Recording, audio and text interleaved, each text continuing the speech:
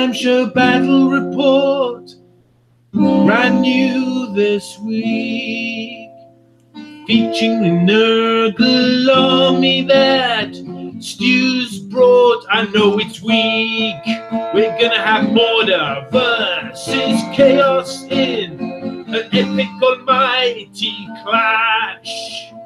Andy and Rem are back with a mighty flash.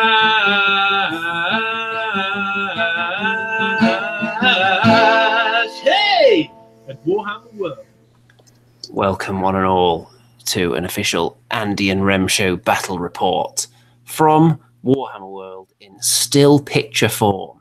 So, of course, we have Andy and Rem obviously providing the insightful commentary on the forces of order, and for the foul, depraved forces of Nurgle, pustules bubbling up left and right, we have Mr. Stu. Hello. Hello, fellas. So you'll be guiding us through your disgusting, hideously pulsating game plan as we go through these beautiful images, won't you? Yep, and how disastrously wrong it went. Yeah. So, well, we'll see about that. Here we go. So, first of all, I should point out that we were playing on the Fortress of Car Rachel, I believe it is pronounced, based on the fact that there's a random H in the middle of it. And this is quite a nice table, isn't it? Yeah, no, it was amazing. Skulls, as far as the eye can see. It's far too big for the kind of game we were going to play, so you can see here that we're only using about half of it. And the evil Nurgle forces starting down here. But as far as the narrative for this game, which is, of course, a strong point, we have mounted on the cliff, we have the mighty Jeremy, who is screaming forth his wisdom across the lands. This is a captured Khornate fortress, which Nurgle have now decided to move in and try to claim back for Chaos. That's just so they can get one over, maybe, on their Chaos God pal and cleanse the area as only Nurgle can. So you can see that the forces of order are not only defending the fortress, they're also defending a realm gate. That is because should any of the Nurgle forces come into contact with the fortress and corrupt it, and corrupts the voice of the mighty Jeremy atop the balcony, then that would turn this land foul in an instant and leave it in a state of eternal stench, shall we say. So they can either get up there via the ramp in the traditional method, or that realm gate actually leads directly to the fortress in a terrible lapse of security protocol there. They just built this. It's not even a back door. It's a front door. You couldn't be more obvious about it. So we're going to have to use our forces of order to defend both these entry points against the Nurgle tide. So let's look what we've got. We've, of course, got a Star Drake. This is the Drakesworn Templar, who is leading the Stormcast half of the defenders. And you can see right in front of him, there is a small unit of Vanguard Hunters with the Long Strike crossbows. There's Jeremy again with his mighty Axe of Glory. Here we have the Celestar Ballista, which is one of the new Stormcast Eternal reinforcements. And, right, look at this. Terrible forces. So we're going to have to ask you here, Mr. Stu, because this is Nurgle, but they look suspiciously orky. So what's going on here? Yep, my whole Nurgle army is converted out of bits of Nurgle kits and Ironjaws kits, so they look very orky and also very Nurgly. And the idea was so I could use the army as either or. So all the Plague Bearers are converted from Ardboys, so I could use them as either or. And you'll see the Blight Kings later on, they're all converted from Brutes. Now, I'm right in thinking that this is a 40 model unit here. Yes, it is. Originally, it was 2 blocks of 20, but since that part of the board that we were using was fairly compact, thought I may as well just throw them all into the one blob. And why not? So, is there any special rule associated with having this many Plague Bearers? I think there was there's a few. Where they just never die because they keep coming back. That's the well, there is that is one of their special rules. Yeah, when you're rolling for Battle Shock, and if you get a 1, then you get to roll a d6 and add that many plague bearers back to the unit. But there's plenty of specials and things from battalions, but we didn't. I don't think any of us really used any battalions, did we? We didn't. I didn't. I think we were keeping this one a bit simple. None of us have played for quite a while. We are going to get we're going to get to a particular unit that has a bonus for the amount of models in it shortly. But before we get to that, I mean, here is just a big, hideous lump of green, nurgly goodness. So we've got, this is the Great Unclean one, isn't it, here? Yep, it is. And who is this foul monstrosity beside him? That is my Lord of Afflictions, made from parts of an Iron Jaws Mega Boss and some wings from a Plague Drone, and a few other bits and pieces from some 40k Death Guard kits. Very tasty. So we'll get to his abilities as they come up in the game. And these two units here, you've already told us, are Blight Kings. Now, normally, I would think that I've seen these in units of 5 mostly, not so much in 10s. But you've obviously gone for 2 big, juicy units of 10 of these. So they must be quite expensive in points. Yeah, they are fairly pricey. I can't remember off the top of my head how much they are.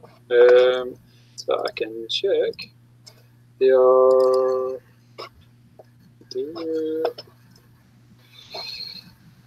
Yeah, 320 points for 10. So quite pricey, and you've got a couple of characters at the back here as well. So who are they?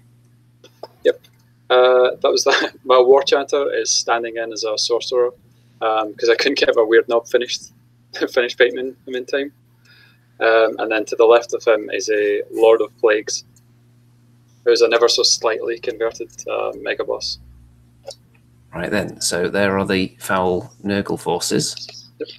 And over on this side, defending the Realm Gate, first of all, we've got, just to get the boring stuff out of the way, we've got 5 Liberators. Now, Mr. Remington, this is the first time your brand new Free People's Army has taken to the table. It is. Rare indeed is the sight of a wall altar of Sigmar with a band of hearty flagellants led by Jeremy, the war preacher, and very excited to use these. And they've come with some allies, some Free Guild guys there, Free Guild militia with sword and shield. And those militia, I had 35 of them. And what's cool about those is they've got sword and shield, so they re-roll saving throws of 1, and they get a 4-up save.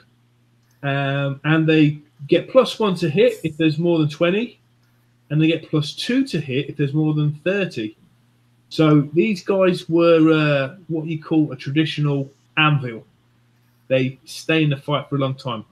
So it's quite a tasty set of rules they've got there, of having such a huge block of them. But they're not alone, of course. As you mentioned, the flagellants behind there. We've also got a couple of heroes creeping about. So what have we got going on here? Oh, that's right. We've got a traditional warrior priest there, just to the right of there. That's the one. He's got a big double-handed Sigmarite Great Hammer, which gives him -1 to rend, which is good. And he's got battle prayers. And the battle prayer that I'm going to mostly use in this game, well, you have to roll a d6. On a 3-up, your prayers work. On a 1 or 2, they go unanswered. And Shield of Faith gives you a sort of a ward save of a 6. And you can assign that to any friendly unit. Now, the good news is that the War Altar there to the left has the same ability. So you could have a ward save of 6 and then another ward save of 6, as long as they're within 10 inches of that war altar. Well, that's quite a tasty combo. Now, what about these chaps at the front here? Yeah, one more thing. That war altar, it does have a thing called, what's it called? Well, it has divine power. So it can unbind 2 spells, which probably going to come in handy against that big Nurgle monstrosity. And it's also got the Light of Banishment, which is basically like a giant laser beam. and it's really good against demons of chaos. So that can cause sort of six wounds there if it gets a little bit lucky. So very tasty.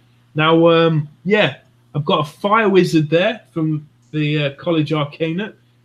I can't quite see it at the minute, Andy, because I just see Stuart's space really big. Can't see the board there. You're going to have to lock on.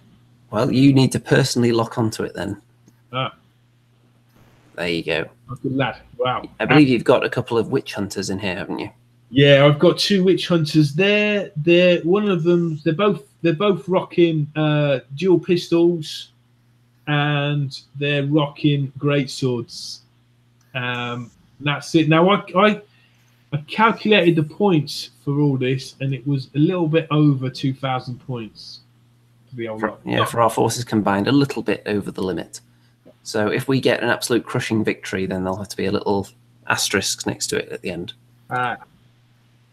So let's move on and look at this big overhead shot here. You can see all the forces. So there aren't that many Stormcast models on there. As you can see, there are some more Liberators that we didn't really mention at the top of this ramp. And there are also, how many handgunners did you have there? Oh, I forgot about them.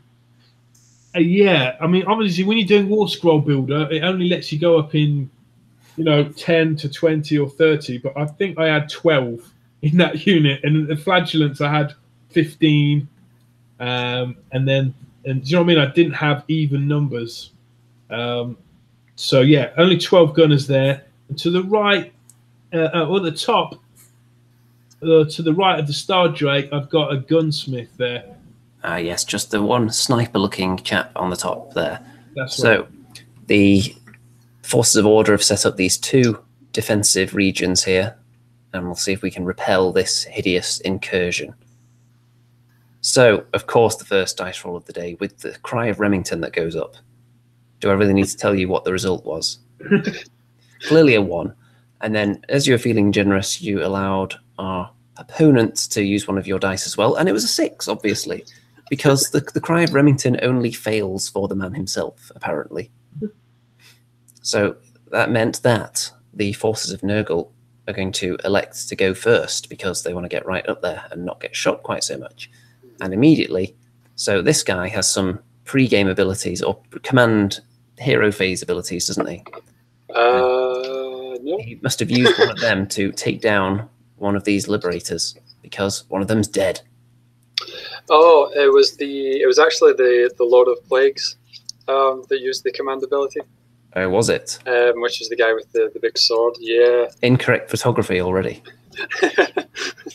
Close. You could be mistaken for thinking so. But yeah, my general's command ability wasn't actually particularly useful in this game because it only applies to the Puscoil Blight Lords. And obviously I didn't bring any of those.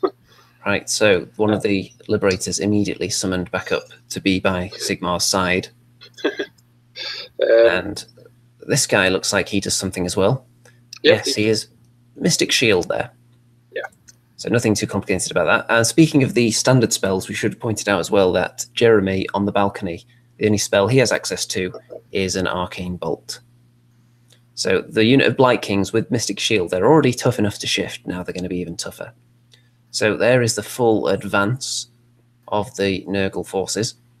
It's been quite a hefty advance. There was some running that went on. I believe the Plague Bearers ran, and possibly at least one of these units, because really nothing you've got is concerned about being charged by any of our combat forces, is it? Let's be fair. Yeah. And then you can see the battle line has been drawn there. Those Blight Kings that you're seeing there charging that realm gate, they are tough guys. They're like kind of like ogres each one, aren't they? They've got how many wounds? 4 wounds each. Yep, 4 wounds and a 4-up save. And you're re-rolling 1s with the Mystic Shield, which is pretty tough to take down. But of course, the Forces of Order get a turn as well. So here we go, and you get a nice close-up of the War Altar of Sigmar here. And the giant griffin on top is still standing at this stage. That wasn't always the case, though. There was quite a strong breeze in there that was causing it to fall off now and then. But immediately it gets to work and puts +1 to hit and a couple of other rules by the looks of it onto the flagellants.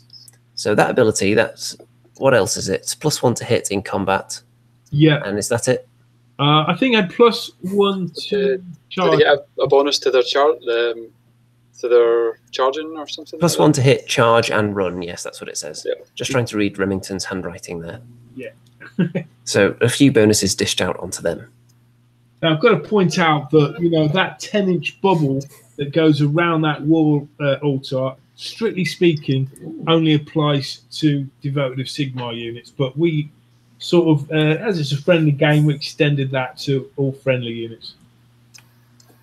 Which I think is fair enough. And I think if anyone's devoted to Sigmar, surely it's the Stormcast. That's kind of their whole purpose in life. Yeah. Of course, the Stardrake, not at all concerned about any of this, these onrushing foes, just sits there on the ramp, ready to dish out punishment. And there, from that angle, you can see the Liberators and the various devoted units here are just building that little barrier between themselves and the realm gates. If we can hold on for 5 turns and not die, not allow any of these hideous creatures through the gate, then that will be enough. And this guy up here with his very long rifle that is perched on the ground there. That's right. He was a proper hero, the gunmaster there. He gets I think he cracks off 2 shots, and each of them do D3 wounds if he gets them through. I think it 4s and 3s, 4 to hit, 3 to win, something like that. So this guy's taken some damage. What was this guy's name again? The Lord of Afflictions. Yes. So you can see that he's been wounded by that attack. Yeah, he's dropped by 2 wounds. Yeah, it was very difficult to get wounds on this guy, wasn't it? Because as well as having his natural save, did he get like a 5-up ward? Was it like a Nurgle thing? Yeah, most of the Nurgle demon units have that that lovely extra ability that heals their wounds. What's it called again? Disgustingly resilient. That's it. Right. So that gives them that extra 5-up save. Which come in handy there, didn't it? A lot. Yeah. Yeah, it's come in handy quite a lot, actually. Now, the Stardrake has an interesting ability. It has 2 different shooting abilities, and the one that seemed most useful here is one that allows you to roll a dice for every model in a unit within a certain range. And since there were 40 plague bearers right there, then of course the Stardrake is going to use that ability and maybe kill some of them. And it actually takes down 5 of them with that. So you may think that's barely a dent, but you've got to start somewhere when you're dealing with these vast hordes, haven't you? Definitely. And it's going to take out any bonuses they get, right? Because do they get bonuses for the amount in that unit? I don't think they did, really. I don't think they get a bonus for having 40 models, but some units certainly do, so it's useful in those situations. Yeah. Luckily, they only had 1 wound each, so that was something. Now, obviously, the Stardrake goes for a charge as well, and look at that. It basically trips over on this big pile of slippery skulls here and falls flat on its face and doesn't charge anybody. Well, the wizard there on the left, the bright wizard, was willing to, say, "You shall not pass." But when he saw the Stardrake coming up behind him, he says, "Except you." Yeah. And he's hiding behind him there. I think that's probably the best idea. Oh, but we have got some combat down here, though. You can even see that's probably the Hand of Remington there, which is not a spell. It's not one of the new endless spells. It is actually a real hand. So I think this looks like turn 1 for the order, right? And we've piled in this unit here. What are they called? Free Guild? Free Guild Guard, yeah. The Free Guild and the Liberators have both gone into this unit of Blight Kings, and you can see that we've been careful not to set off this unit here by going too close to them. So all the piling in that ends up happening here, there's either no piling in at all, or we make sure to keep our distance to this unit to make sure they're not sucked into the combat, which would get us killed twice as fast. Yeah, it's a tricky thing with the Free Guild Guard. So I think I probably had I had 35 of them, and I'm trying to get in as many as I can. And they've only got a 1-inch range, so it was a real cluster to try and get as many as I can, because I knew that it was going to be very hard to get any of these Blight Kings out of the game. Yeah, you want to get them early while you've got all those bonuses to hit, don't you? Definitely. I mean, the natural to hit is 4 up. So, but with the bonuses in the first round, well, as long as there was more than 30, it was 2 up to hit and 4 to wound. So, great chance to get loads and loads of hits on those guys. And we've got a beautiful shot of this unit here. So obviously they've accomplished something to have their picture taken, and they've taken out a Blight King. Looks like there's been some wounds done on top of that as well. Yeah, so you can see that despite the fact they probably had about a zillion attacks, shall we say? Well, not so many attacks, but they had an easy time hitting them. So I imagine we probably had about 15 or maybe 18 in base-to-base contact or near enough, and that only yielded 4 wounds in the end. So not so hot, really. But of course they get to hit back, and what do? Well, they kill only 3 of the free guild, which is a decent number because it means that you're still above the threshold to get your maximum bonus. Definitely, and believe you me, it could have been a lot more had it not been for the re-rolling ones with a 4 up to save, and then 2 lots of ward saves there, 6 up. Now, Mr. Stew, the Blight Kings have quite a lot of attacks each, don't they? Yeah. And then what's the maximum number of hits you can get with a Blight King? Isn't it something obscene? Well, yeah. Blight King, they have 3 attacks. But if any of those attacks, when you're rolling, land on a 6, then those turn into D6 hits. So every one of those has the potential to kind of burst into a hell of a lot more hits. Obviously, that doesn't always translate into wounds, but if you're rolling enough dice, and if you have 10 Blight Kings in a unit, you tend to be rolling a hell of a lot. Yeah, I mean, you probably got a 6 every time you rolled. I think I did, yeah. I think pretty much every time I rolled, I got at least 1 6, usually more. And it's actually lucky that you did, because had it not been for those extra attacks, you may not have killed anyone. Yeah, no, I'm glad that kind of helped balance out all the saves and buffs that were on the free guild. Otherwise, I really would have struggled. I think if it had been the board edges were switched around and the Plague Bearers were there, I think they really would have struggled. Yeah. The survivability of the free guild, it reminded me very much of seeing those old big lines of really big units of Fire Slayers with all the different save buffs on them, where you could get the extra save for having a unit of a certain size. When you're just stacking up these different things on them, it reminded me very much of a very survivable unit like that. And of course, facing the Blight Kings, who are very difficult to shift as well. On to turn 2, and I think we actually forgot to do a roll-off for this turn, so we just went straight into a Nurgle turn, which is fine. And we've got a picture of the Great and Clean One immediately, who wasn't in range at this point to do his, I think it's a 7-inch like toxic puke attack, isn't it? Yeah, his vomit thing. Yeah. Yes, I think that was the only actual shooting attack, but of course there are spells and command abilities. And you can see that the Star Drake has had a couple of wounds chipped off by that Great Unclean One. So Stu, it seems like your battle plan was to split your forces with the Black Kings going for the Realm Gate and your big guns going straight to the front door. Yeah, pretty much. It was pretty much after Andy had parked the Star Drake on the ramp. Yeah, I kind of figured the big guys were probably the only ones capable. He was threatening both halves, wasn't he, of your forces with that Star Drake there? So yeah. You had to make you choose. And I wasn't aware of all the amazing buffs and save they got, so I foolishly assumed that my Blight Kings would just chew through all the free guild. Yeah. Well, you can see here the brand new Citadel Age of Sigmar combat gauge in action, ensuring there's a 3-inch gap between these units. So you can see how useful that tool is, and it's well worth the £8 or however much it is, definitely. Oh yeah, it came into its own in that game. It was used a lot. It did. I was passing it around, making sure it was getting its money's worth.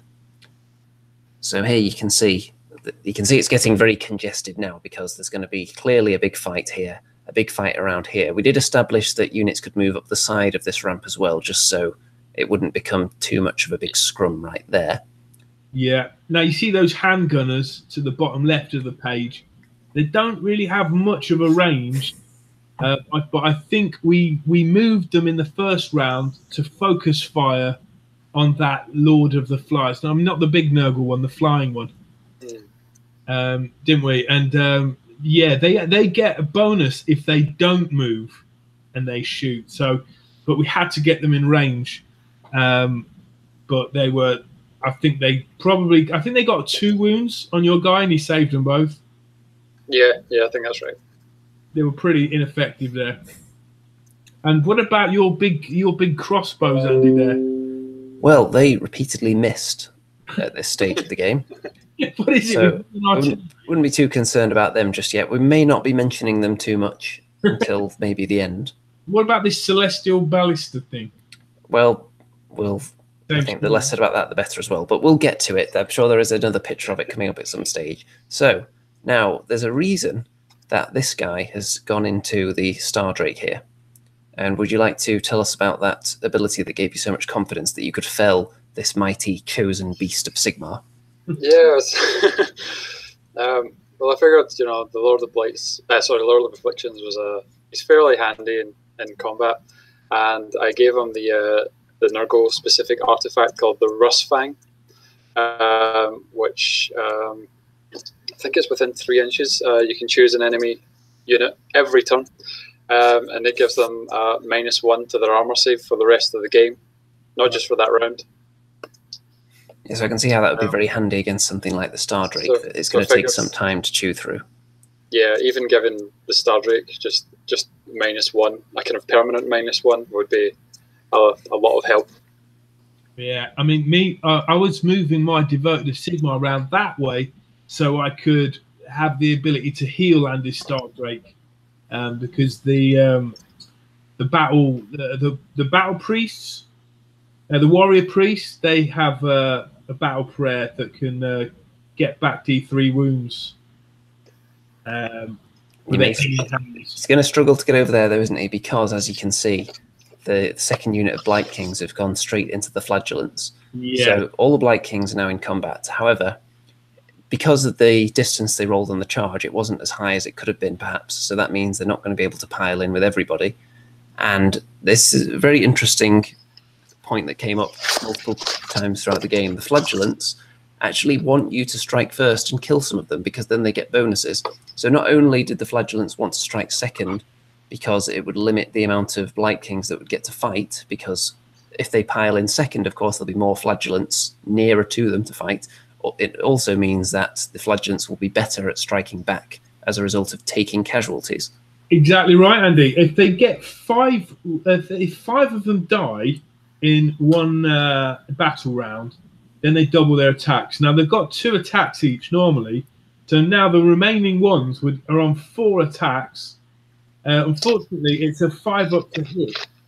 So any bonus you can get that gives pluses to hit is really, really welcome. But yeah, potentially they suddenly turn into witch elves there with the amount of attacks they can roll out.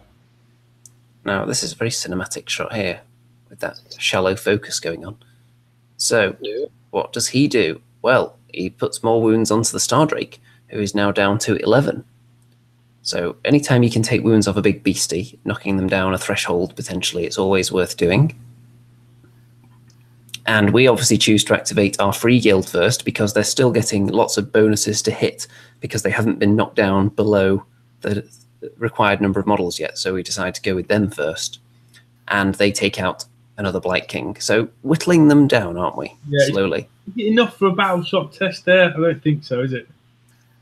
I don't think it is. Or don't all the Nurgle units have a bravery of around about 8? So you have to kill quite a few before it's even worth rolling. Yeah. Apart from the Plague Bearers, where it's worth rolling all the time because you might actually get some back. Yeah, I mean, I remember playing with Troggoths and Ogres, and they don't have the luxury of such a high bravery. So if you've got any sort of spells or ability where it's, instant mortal wounds and stuff, those or bravery tests they fail, they are out of there, and it's massive loss. But with these guys, they just stay in the fight, and they're so hard to take down. And let's see how many free guild they take out in retaliation. It's only 3 again. So they're not whittling them down fast enough because of all those saves that the devoted have here. Yeah, now my Empire guys are starting to lose their +2 to hit, and now they're only on +1 to hit. So it's getting harder for them to do any damage to those guys, but they've still got the same good saving throw. And what's going on here? So some flagellants have been killed, and wouldn't you know it, that's about 5 or 6 there, isn't it? Which is just enough to set off the special ability where the flagellants become extra juicy because they're so angry at their brethren being cut down. They just get whipped up into a frenzy, don't they? That's right. It's called the Glorious Martyr ability. May make 2 additional attacks. Well, let's see if that paid off, shall we? The thing about flagellants, you've got to think: is it good to retreat them and then try and get them back in? Because when they charge, they can re-roll hit rolls and wound rolls of 1 on the charge. So they're kind of not so good in prolonged fights, but they're nice little hammer units. They'd be very great as a kind of hammer and anvil along with their free guild guard to hit the same unit. Yeah. And just, pull your flagellants out and then throw them back in again. There are certainly times where that would work very well. If you have 2 units of them, perhaps they kind of take turns, or if you've got 1 unit and you're going second, then perhaps pulling them out in that turn and hoping that you'll go first in the next round, and then you'll be able to charge them straight in again. Yeah, you just need the numbers really, and having only 15 or so, it weren't really enough there. It looks like you only did a couple of wounds here. So we're on to turn 2 for the Forces of Order now. And the Star Drake is now, of course, locked in combat here, but it does have abilities. And with that, it's going to take out a couple more of the Plague Bearers. But it's barely putting a dent in that giant unit so far. And over here, the Handgunners, we've got a picture of them. They must accomplish something. What do they do? Well, they stood still, basically. They stood still.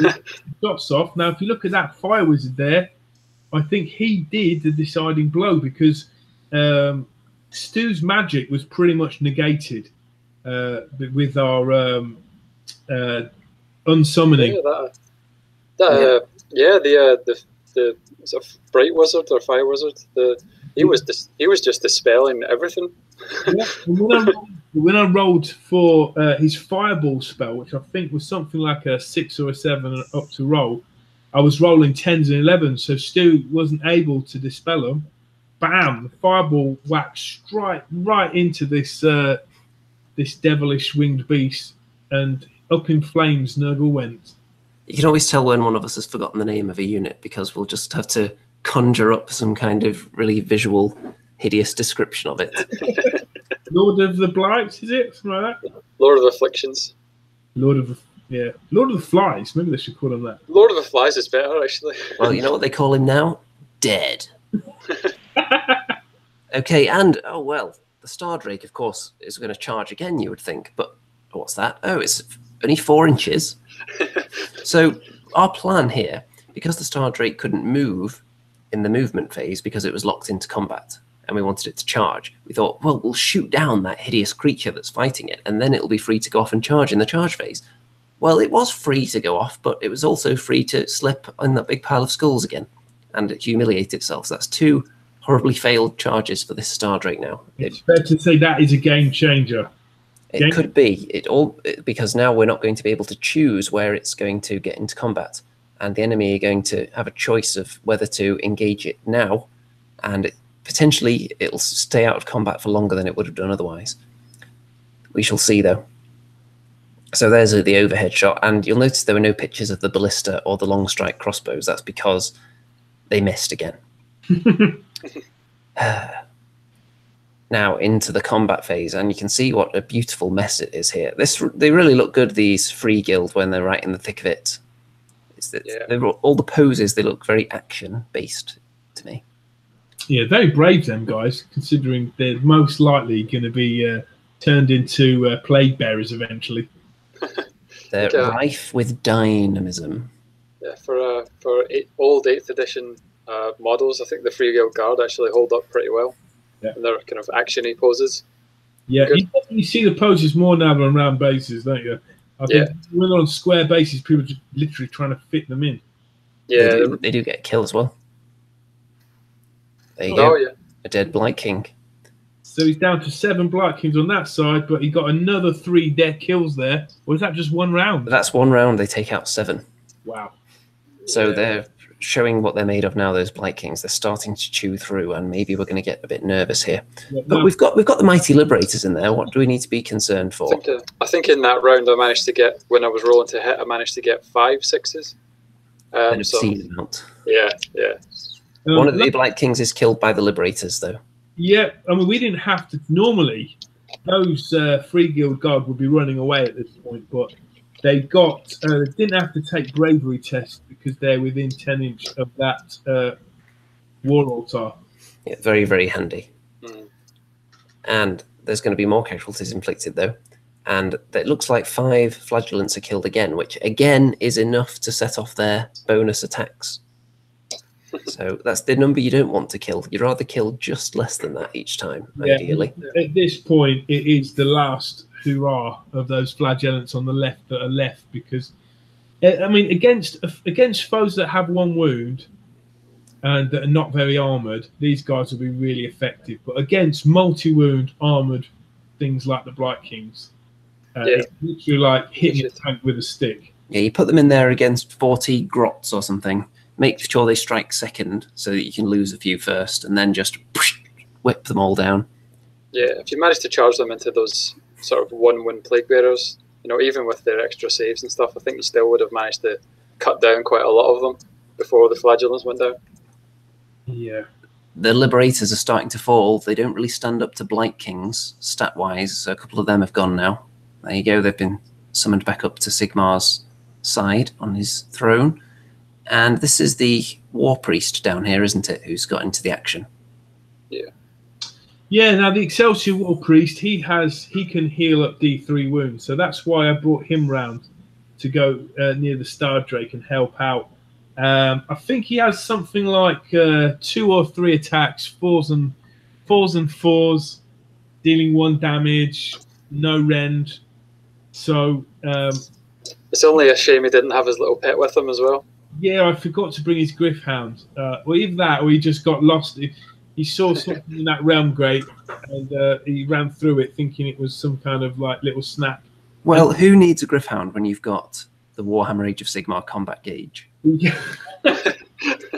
So I think this guy has what, 5 wounds, is it, or 4 wounds? So you can see he's already down to his last 3 there. He's taking some punishment. Not many of them are focusing their attacks on him, though, because, of course, the Flagellants are much more dangerous. Yeah. So I think in this round he managed to just roll really well and take out a whole Blight King. And look at that. You can see a casualty being removed up to the heavens, and then the light of Sigmar shines down on the battlefield. There we go. Look at that. Beautiful cinematography. And here, these Liberators charge down from the ramp to engage the Plague Bearers, because the one thing I don't want is them charging in and bogging down the Star Drake for the entire game, because it would never get through them in time. So we want to keep them away so the Star Drake can have more time to select a juicier target than just chewing on these guys forever. Now, just a note on them, Andy. They are truly blessed by Jeremy, because they held up that massive unit all by themselves, didn't they? I mean, well, let's see if it looks like only 1 wound has been dished out on them so far. If that dice is anything to go by. 5 Liberators versus 40 Plague Bearers. They do have the slight advantage that the Plague Bearers are spread quite far back, so it's going to be difficult for them because of the other units around here to pile in with that many models. And they're not eager to pile in around the back, because that would put them within 3 of the Star Drake, I think, and they don't want to be in combat on multiple fronts at the same time. Right, and they only get, what, 1 attack each? Or do they have 2 attacks? Yeah, no, the Plague Bearers have only got 1 attack each. See, as good as they are at taking the punishment, they're not so great at dishing it back out. We've got the roll-off here for battle round number 3, and as you know in the rules now, when there is a tie on the dice, it goes to the player that went first in the previous round. So that meant both coming up with a 2, that Nurgle were going to go first in battle round number 3. No double turns then? Not yet. So here we go, and if this is what everyone wanted to see. Everyone walking past the table, I'm sure, was looking forward to this encounter. We've got the Great and Clean One versus the Star Drake. It piles right in there. So how confident are you at this stage that the Great Unclean One will reign supreme in this battle against a wounded Stardrake with -1 armor? I was fairly confident. We'll get confidence updates as the game goes on, I think. Yeah, with Stardrake already being wounded and having that that extra -1 to his armor save, yeah, I was hoping the Great Unclean One's Bile Sword would do some damage. Well, let's find out, shall we? So there's another angle of it because it's such a glorious encounter between these two giant centerpiece models. And here's how it's looking at the moment. So this fight here, you would imagine the Plague Bearers will get through those Liberators at some point. It's looking like this flank is going to crumble faster, you would think, than this one, because there's lots of numbers over there with all those saves from the War Altar and such. And the Free Guild are doing a sterling job of hanging in there. So you would think that on paper, that flank is possibly weaker, but in reality, it's actually holding up quite well, isn't it? Only if it lasts another round, maybe, because then all that's left is those 3 heroes in the War Altar defending that gate, and all Stu needs to do is just to get one model through there. So you can't see that battle line lasting more than another round or two. It's all down to them heroes to try and hold the line. What I wanted to do was charge the Stardrake into the rear of these Blight Kings, except it failed its charge twice. I would have liked to have got it in there to engage them on multiple fronts, perhaps even got it all the way to here to drag all these heroes into combat as well and try and eat the Sorcerer. Yeah, this is where you'd say size really matters, because Stu's big Greater Demon there, he can't really do anything else because there's no room for him to fight and go through that room gate. He can't fly. So, you know, what's he going to do? Is he going to go into those Liberators on the floor there? No, he's going to go straight through the front gate, and that's all he can do. And look at that. Hideously grotesque. Yep. And I think I'm right in remembering that up until the point where he hit the Stardrake, I don't think the Great Unclean One had taken any wounds before then. I think you may be right. Now, has he got good hitting power, this Nurgle Greater Demon? It looks like it has, because he's knocked the Stardrake down to 6 wounds. Wow. So there you go. Liberators take out some Plague Bearers, but that's going to be a fruitless exercise, really, isn't it? Yeah. Yeah. And the Stardrake, though, chips away some wounds onto the Great Unclean One. It's now down to 14 by the looks of it. It starts off at 16, is it? Yeah. Okay, so we've started chipping away there. But, oh no, look at this. The War Priest is dead. Yeah. But no, he came back to life because there was a mistake, and Mr. Remington forgot how many wounds he had, I think. So Yeah. Sigmar, it wasn't his time yet. He was on his way up into the celestial realm, and Sigmar looked him in the eye and said, no, you get back down there. You've got unfinished business. What actually happened was I got 4 wounds dealt on me, and only 3 wounds left. And obviously that was going to kill him. He'd failed his saving throw. But we remembered that the War Altar grants a 6-up ward save. So I rolled my 4 dice, and I rolled 2 6s. So I managed to stay on 1 wound there, just hold it up for a little bit longer. And now, round 3 for the Force of Order. There's a picture of the ballista. Are you excited? I think that means something good's going to happen. Here we go. And it's a picture of the floor, because that's where the lightning bolt landed. Now, tell us a bit more about the damage output of this thing. I mean, what's the difference between that and 1 handgunner? Well, when this hits, it actually does D6 hits. So it's good, and at short range, it fires off more shots as well. It's just a question of luck, though, because if it never hits, then obviously it's not going to have much damage output. It needs to hit first and foremost. So anything you can give that would grant it a bonus to that. So it's a 4-up to hit? It depends which one you're shooting with. The close-up one is on a 5, because you have more shots there. Yeah. So picture of the floor and back to the Stardrake. Right. So the Stardrake's ability kills off another Plague Bearer. And you would think, because there's about 30 of them in range, that I would roll quite a lot of 6s and kill them. But they do have that save on top as well, don't they? That they get even against mortal wounds. So they're able to survive there. And the War Altar has positioned itself right in front of the Realm Gate. This is the "you shall not pass" moment going on here.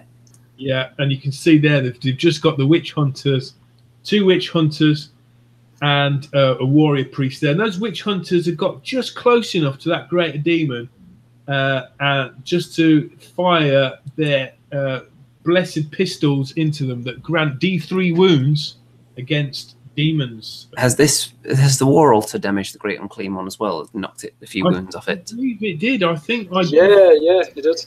I did a light of the light of battle, I think it's called, something like that, and it's basically the laser beam comes out of the Golden Griffin and light of banishment. It does double damage against chaos. So it's just basically a laser beam has just burnt the hideous, rotting, stinky flesh off the hide of this big, blubbering monstrosity and chipped away. That double damage against chaos thing was a perfect counter to his sort of resiliency. Yeah, it's specifically dangerous to chaos demons. Yeah, and comes with a -2 rend. Then you should be very excited now because there's a picture of the Fire Wizard. Oh, the Fire Wizard! So this is my right. He's knocked him down to 7 wounds now. Yeah, with a nice another fireball there. Don't underestimate the power of the old school spells. I mean, Fireball must be the most oldest school spell in the grimoire of wizards. I think you can say Fireball, it may not be endless, but it is timeless. And an Empire Wizard casting Fireball is about as timeless as you can get. Certainly is. So we're chipping away at him big time here, and if he survives much longer, he's going to have his effectiveness vastly reduced. So the Stardrake knocks him down to 4. So he's really getting there now. He's lost 10 wounds already with everything targeting him. Of course, none of the Stormcast projectile units have hit, as you'd expect. I think at this point, Jeremy is shouting down. He's shouting everyone to focus fire on that thing, but also reminding them that the Great Plague of the Middle Ages in England was destroyed by the Great Fire of London. And he's saying, with fire, you can destroy Nurgle. Let's go with His that. wisdom knows no bounds. Okay, now, what's going on here? Well, a couple of Liberators have been killed. Yeah, tell us about that guy, Stu. Who's the big guy there? Which guy? Oh, the Lord of the Plagues. Yeah, what can he do then? Is he basically a battle? Like Yeah, he's a bit of a beat stick, really. Although it didn't really didn't come to much in this game. But He's he killed does a have, couple of Liberators, though. Yeah, that was pretty good. He does have, the only weapon he has is his plague-ridden Great Blade, and that has a -1 rend and D3 damage. It does 3 attacks with that, but he also has the same ability that the Blight Kings do. On that, if he rolls any 6s when rolling to hit, then those turn into D6 hits. right, so that can be devastating. but he looks like he's opening his arms up there and saying, "Come and get me." To the warrior priest there with the great hammer and the 2 witch hunters there, which are probably going to inflict some divine retribution on him. Well, we'll find out very shortly, because next the Liberators kill a single Plague Bearer, which is, again, not very useful because there's so many of them, but holding them up is the key there. And you can see, speaking of holding up, the Free Guild are starting to dwindle. They were wrapped all the way around this rock at the start, and their numbers are dropping. And in fact, they lose another 3 here. Yeah, in fact, I think I lost 3 almost every battle turn. Over here, the Flagellants look like they've been wiped out as well. Flagellants are completely poofed out now, popped away, leaving just that one. Oh, and he's dead. You can see that. He's one. The endless spell, the Hand of Remington, comes down to finish him off there. Yeah, now I probably should have retreated him and tried to heal up. But I think I did try and heal up, but he failed his battle prayer. Yes, his prayer, it's not like a spell. It's very similar to the abilities of the Lord Relictor, I believe. Well, it's very difficult to say a prayer when you're being manhandled by wooden orcs. And look, there he is. The Hand of Remington has now departed. So, onto the Plague Bearers. Do they kill some Liberators? 1. If they're carrying at that rate, that's not going to be enough to get them to the fortress. So they need to speed up the killing there, ideally. And what's going on here? It's the roll-off for the next round. And that means we're going to have the fabled double turn. Wow. Because the Remington dice has come up with a 6 this time. Game changer, because what we can do now is dictate the order of the fighting and get a shooting round in. That could be the most crucial thing, that shooting round. So here we are in battle round number 4, and the wizard. What's he done? Well, he's knocked down Mr. Unclean down to a single wound with another well-placed fireball. Now again, you know, Stu was unable to dispel these spells because, well, I was just rolling high, I suppose. Yeah. Of course, we have +1 to our casting rolls as well when they were within range of the Drakesworn Templar on the Star Drake. Over here, the handgunners have moved into position. They had to actually move here because many of them weren't in range. One could dispel. Yeah, that's right. I mean, with the with their star weapons, yeah, with their guns, they only get it's a 5 up to hit, I believe. So it's quite difficult for them to shoot, but they, yeah, it was just enough. I think a handgunner just got a shot through there to hit the last wound. Indeed. So killed by a handgunner, and for some reason the camera chose to focus on the Star Drake's head right in the corner of the screen. So it's just snuck in there in perfect focus while the Great Unclean One's all blurry. The wonders of photography, ladies and gentlemen.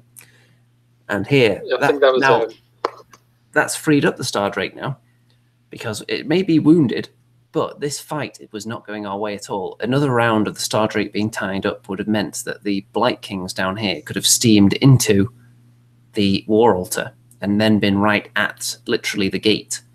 So the Star Drake is able to get in there and is really laying down its life because it knows it's going to die soon.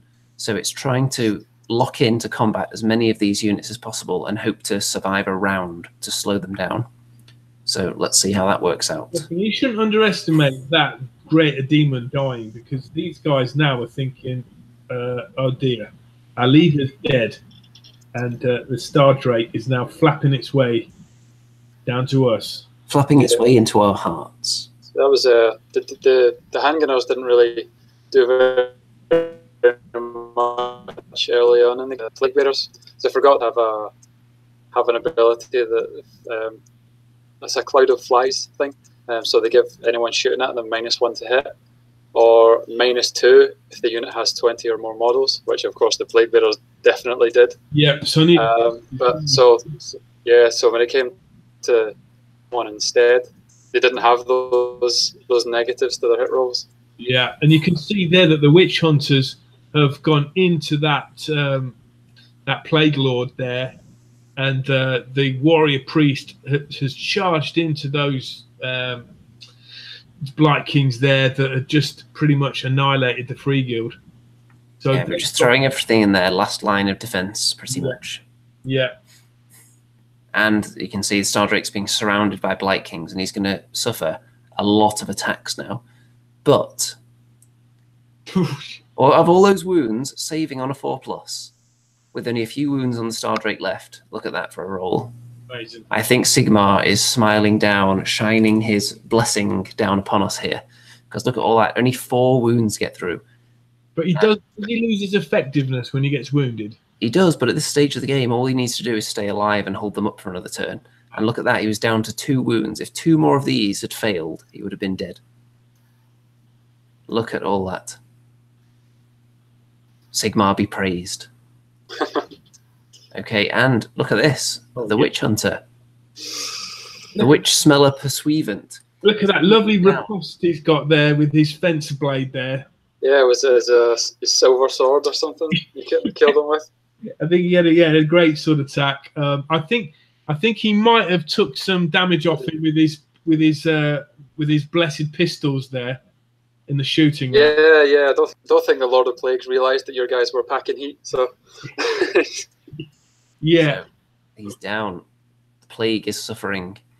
And in this battle here, this has been raging on for a long time, but the Free Guild are getting whittled down now. A couple more drop. But is it going to be fast enough to wipe them out, though? Because the Blight Kings are starting to run a bit low on numbers as well now. yeah. In this battle here, look at these Liberators hanging on. So they managed to kill a few more Plague Bearers. It's not going to be enough to kill them all, but again, they're just trying to survive in there. And they only lose one in retaliation again. So they're doing well also to survive. I think you can see here that the Nurgle forces need some other way to get rid of the models, don't they? Rather than just combat. And the magic wasn't working, and they didn't have any shooting. So it was just kind of like is this a priest or a wizard that we've lost here? Who's this lying down? That's my that is warrior priest. Unfortunately, he couldn't take the plague kings. It was the Blight Kings are too much for him. Unfortunately, and here's how it's looking. So at this stage, these Liberators are quite crucial because I don't think the handgunners would stand up to much if it came down to combat. So at the moment, because of the distance between the Plague Bearers being held up for so long against the odds, the distance between them and the fortress, it's looking like the Realm Gate is going to be the best chance for the forces of Nurgle to reach their destination and corrupt this realm. yeah, certainly didn't anticipate those the Liberators hanging on for quite as long. Yeah, and also the gunsmith there. I think he took a couple of wounds off your Plague Lord there too. He was quite effective. I think every round he managed to get a couple of wounds in. He was certainly more effective than the Vanguard Raptors and the Celestar Ballista. Definitely was. Yeah. I think also the Plague Bearers there, they probably would have been much more manoeuvrable, right, if you'd split them into 2 units there. Yeah, I think so. I think I should have done that instead. Well, we've got round 4 for Nurgle coming up now, and look at this. Gone. A Stardrake is being taken away. Finally. And presumably that's in the hero phase that's happening. If you even got any heroes left? Could have been straight into the combat phase. Yeah, I didn't have any. I think all my heroes were dead though at that point. It was the Blight Kings that brought down the Stardrake. Yeah, there you go. Blight Kings take it down, but all it had to do was survive that previous round to do its job. And the Light of Sigmar, that one blessing was enough. And now it's his time to join Sigmar on the throne until he's next forged for battle. I'm pretty sure also in the last round, one of Remington's heroes killed my sorcerer in single combat. I think that did happen, yes. You can see what's going on here. These Liberators being totally surrounded. Wait a minute. Why have we got a picture of the Ballista? Well, you know why that is. Because this is going to be the final sight of the game. There is now no way that the forces of Nurgle can reach their destination in time. So this is the final moments, as it were. So the Ballista, I don't know what those two guys were doing up there all game, just probably messing about, firing off into the sky for fun. Claiming a bunch of kills they didn't do. Quite possibly. And you can see this battle, the Free Guild are actually going to survive the battle by the looks of it. Whether the Blight Kings will just turn around and leave and let them live is something that remains to be seen. But look at that. Jeremy, atop his mighty balcony, has been able to shout down his wisdom to the masses. And now they have mobilized and driven back the foul, decrepit, hideous, blubbery forces of Nurgle for now. If this probably could have gone to 10 rounds, couldn't it, if we were going to take it to the very end. And I think the way this was going over here, I think these Blight Kings would have probably killed the War Altar next turn. In one go? That's where they were headed. Yeah. I think they may have done if both of the units were in there because there's not many Free Guild left. So if those two units both got into the War Altar, we didn't really have anything else to defend with down here. We only had ranged troops left, and I think with another couple of turns, they would have made it through the gate, but not fast enough. That Stardrake surviving was crucial. The War Altar was on 11 wounds with a 4-up save and a 6-up ward. That's definitely where the Blight Kings were heading next. It would have been a very interesting showdown had it come to that, but time was against the force of Nurgle. The magic that was supporting their hideous, diseased-ridden presence in this land has worn off, and the forces of order have reigned supreme on this day. So I think for a game to get us all back into the swing of things, that was quite fun, wasn't it? Because we got to use lots of different abilities, got to get stuck in there, roll a lot of dice, get back into the swing of our unit stats and whatnot. It was great for me because I've been out of it a long time. Yeah. And using the Frigga for the first time, really easy army just to get into, with not too many complex rules. And with the Devoted, really enjoy the fluff of them. Sort of wish they had a couple of extra battle line units to choose from rather than just the Flagellants as the only choice. But yeah, really enjoyed them, and I think I'm going to carry on working with these guys. Maybe get some more Flagellants, and also with the Free Guild, I've got a general on a Griffin coming, and I've got some great swords that I'm painting right now. Nice. Well, Mr. Remington, if you need some more reinforcements, just remember they've actually got an old Empire reinforcement battalion box lying around somewhere that I'm probably never going to use. What did you get to use? I'm pretty sure. I think the box is pretty much complete. So I think there's 10 Flagellants, 20 Free Guild Guard, two Wizards, and a Hellstorm rocket battery. Well, I'm pretty sure there's going to be some kind of shady deal negotiated as soon as we go off the air here. Nice. So I think it's time to wrap this one up. And I hope the audience out there have enjoyed this battle report, which it's been quite long, of course, but I'm sure you appreciated the multi-sided insight onto the various forces and the strategies employed, or lack thereof, perhaps, you may say. And I wonder if we got any rules wrong that we actually admitted to on air without realising, and people are going to be correcting us. We'll find out, though. So, everyone, don't forget to check out all the links in the description.